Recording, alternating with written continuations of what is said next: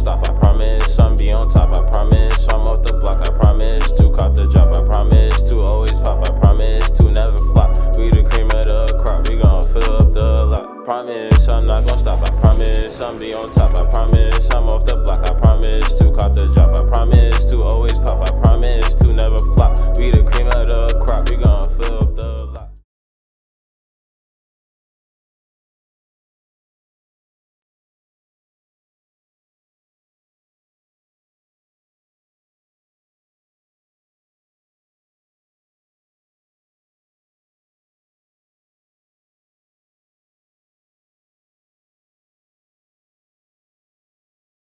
Alright, what's going on, you guys? I know that it's been a minute, but welcome back to another episode of Anything and Everything with D, the podcast where anything goes.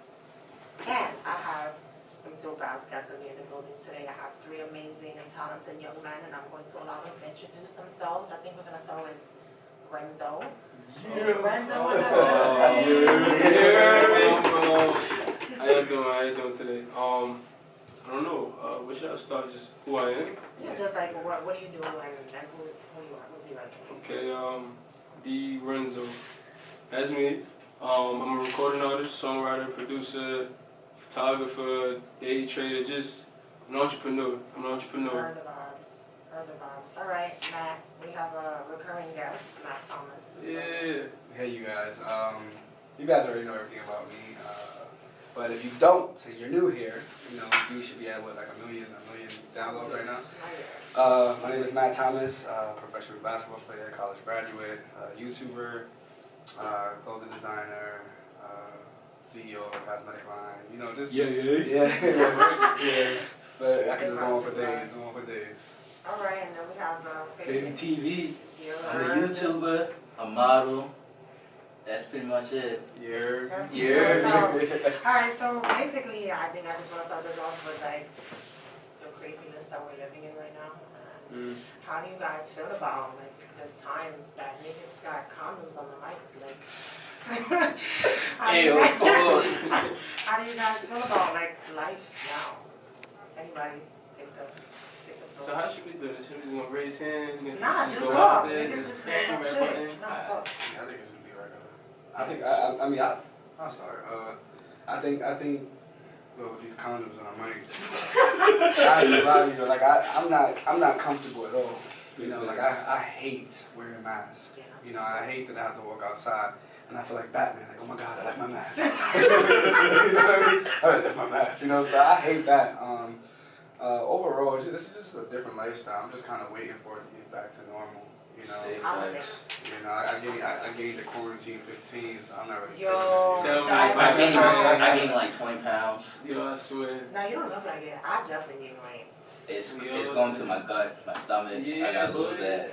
My weight just went on to my thighs. That's The good. jeans do look a little bit tighter. I know. Nah, it is tight though. Walking out the block and we looking at this nigga and Matt's like, yo, this pants kind of tight. I'm like, for real? Nah, they are tight.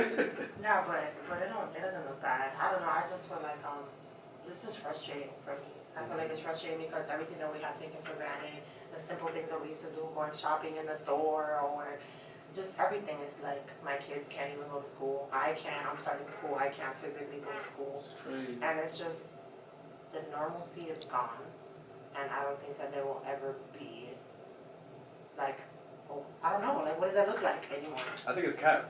Yeah. I think it's cap. I ain't gonna lie, don't get me wrong. Like I think this COVID shit is cap, bro. Big Like, facts. I agree. you know what I mean? Like I feel like. Let's talk about it. I feel like it's cap. I really don't feel like it's to the severity of what people are saying. Like obviously it might be something. Obviously it might actually be a sickness and stuff like that.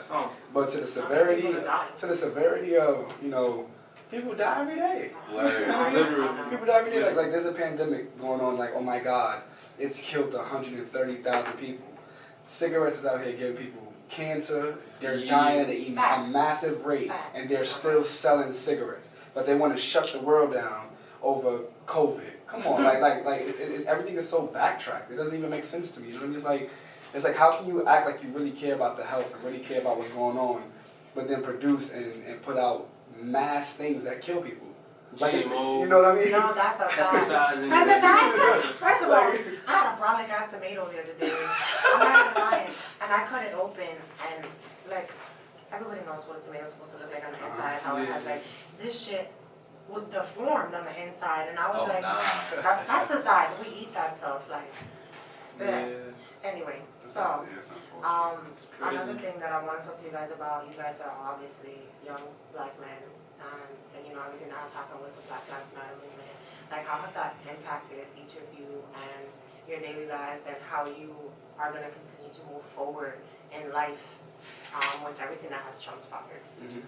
Personally, you know, even before, like prior to this whole outbreak, you know what I'm saying, I've always been like a very involved person in just my evolution as a person, but also the human race. So not even just black, not just white, but at the end of the day, I'm a black man. I wake up black, you know what I'm saying, go to sleep black. So, you know, when everything did, you know, come about, and then there was the riots or the whatever you want to call it, the protests, you know what I'm saying, the peaceful protests, because I've been there, you know what I'm saying, I was in the field. The first one I went to was one up in Harlem by on 125th over by the Apollo, and it was just, I felt it, you know what I'm saying, like it touched my soul, like it really empowered me. I felt, you know, our unity. I felt what it was like to really be a part of the culture, not just being black, but actually being black amongst black people during a time where we are needed, you know what I'm saying, not when it's all the BET awards, like, you know what I'm saying, you know what I'm saying, like, so just being there, it just really showed me, like, all right, so this is my role, I have to put on for my people, which is always the role of, you know what I'm saying, D.Renzo as an artist, just trying to put on for my family. Now it's like, it's global, you know what I'm saying, but how it affected me physically, like, you know, once I got a taste of it, I was like, I like this, you know, it feels righteous, so I kept going to them. After my third one, I lost my voice, and I'm an artist, mind you. I don't have my voice, what?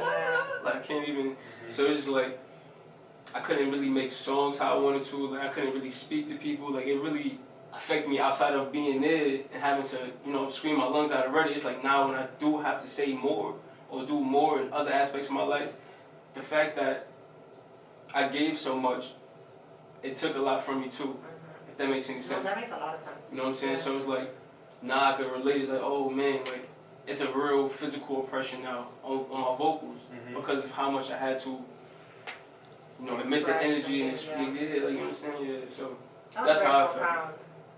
Yeah, how about you guys? What about you, babe? Because I know you guys wrote together. You guys have both been to, I was so worried. The last one was what I was saying. Nah, but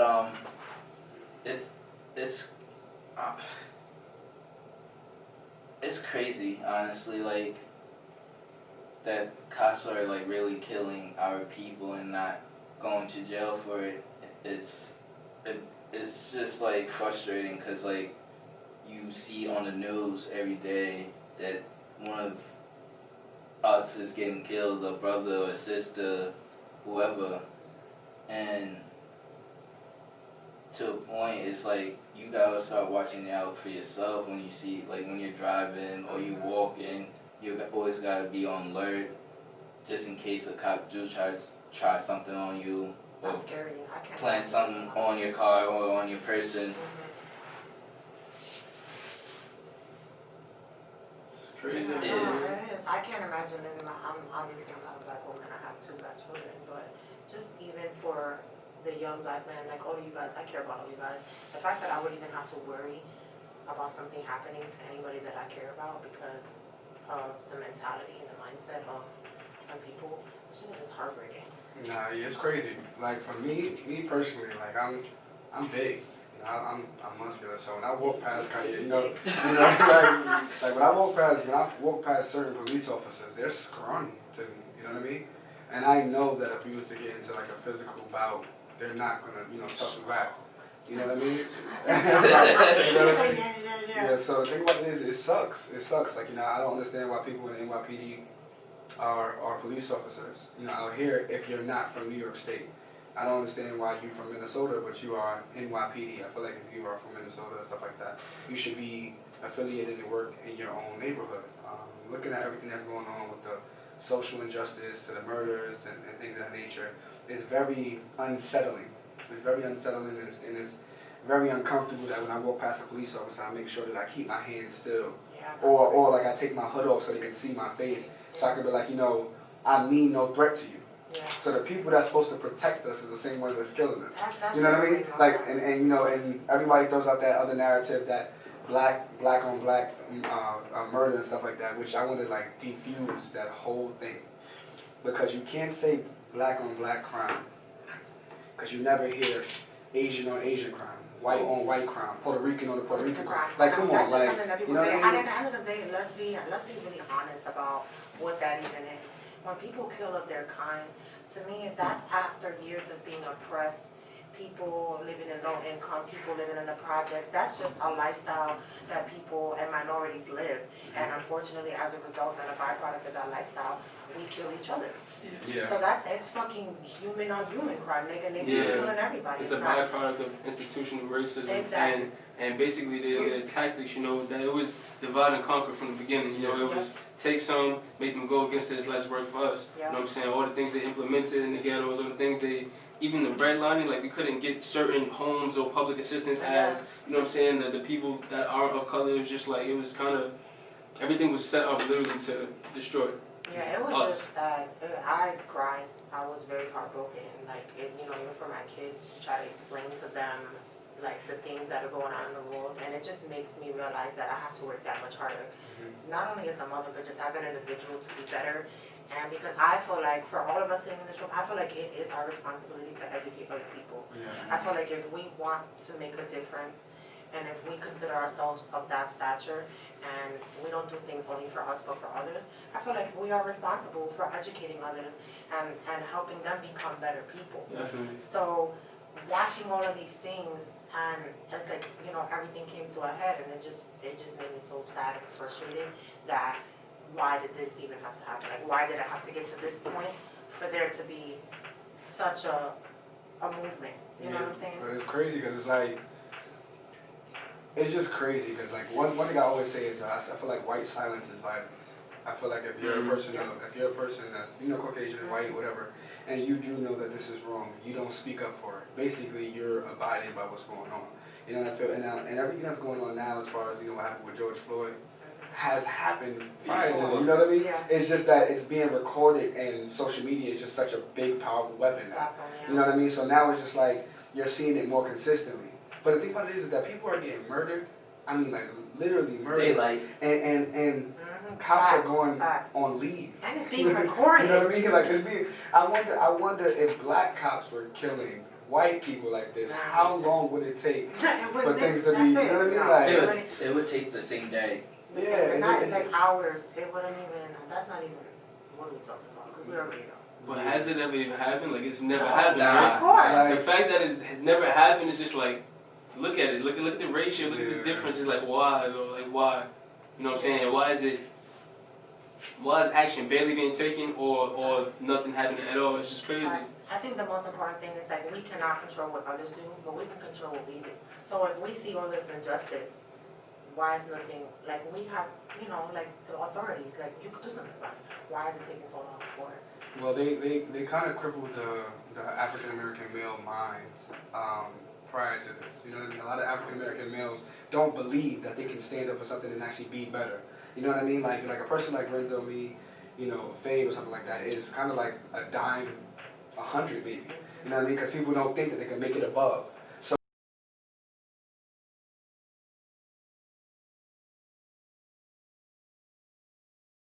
Yeah, my boy working. That boy just wanting working. Do some shit like. And Renzo working too. Like this. And have your shoe out, or have like, do something like that. I can't get that angle right now. You gotta be above me actually. Hey yo, y'all need some weed? Nah, not right now. Alright, it's gonna boost your creativity, man. I'm out here all night. I man. believe you, I believe you. I'll be in Times Square. You gonna be down there? Copy. We in the city, you feel me? We in Lower Manhattan, you're working. Come on, this corner actually. That would be better. Right here would be better. Yo, Dawn, how you feeling for your first photo shoot, bro? Huh? Check me in 5 minutes. I gotta get I the bet. shirt too. Yeah.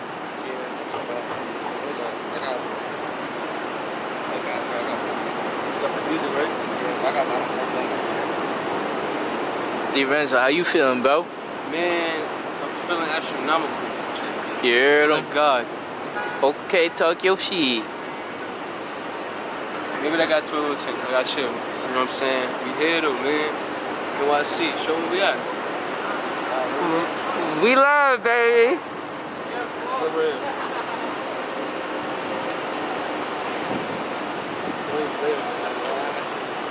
That boy fire.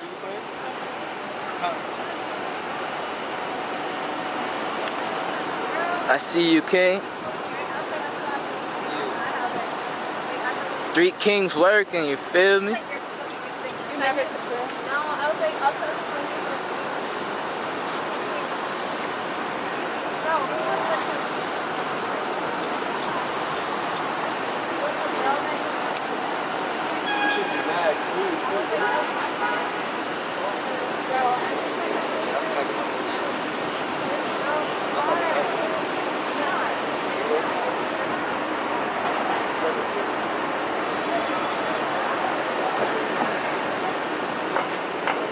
Them baddies over there. The Hey, joints. that's not nice.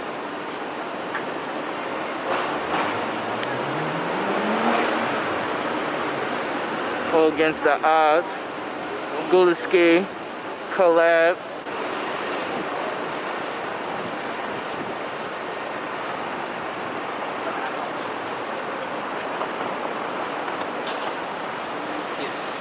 Yes sir. Yes sir. That boy clean. That boy clean.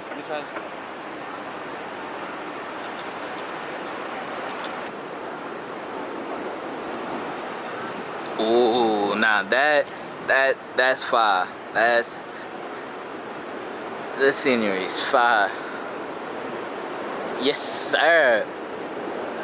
Yes, sir. Yes, sir. Okay. I see you, Brody.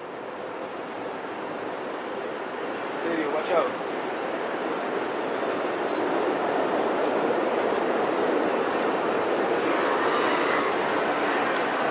Show the love. Come on, let's get some more part. So I get tired. Say that.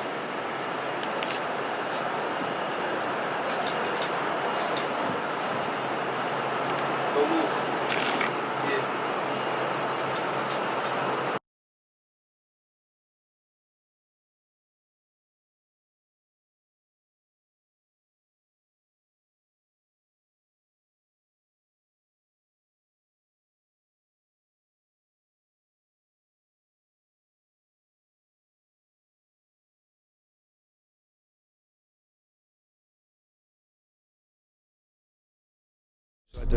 Ay, look, only chase a bag, anything else gotta come to me. Let it come to me. Let it, shit, only chase a bag, anything else gotta come to me. Let it